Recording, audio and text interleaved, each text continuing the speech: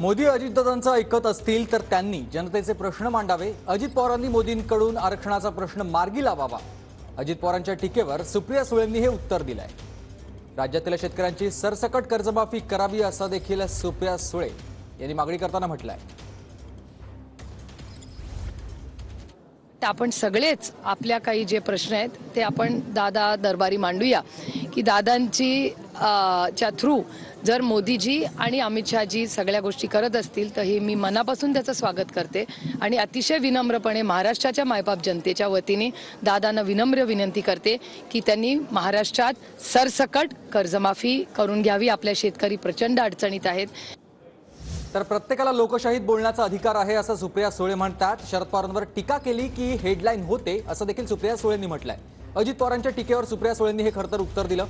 दडपशाही दिल्लीवाले करतात, आम्ही दिल्लीवाले नाहीत। सुप्रिया सुळेंनी भाजपवर हा निशाणा लगावलाय। वर्षी जेव्हा आदरणीय पवारसाहेब मुख्यमंत्री तेव्हा भारतीय जनता पक्ष त्या सरकारमध्ये नव्हता।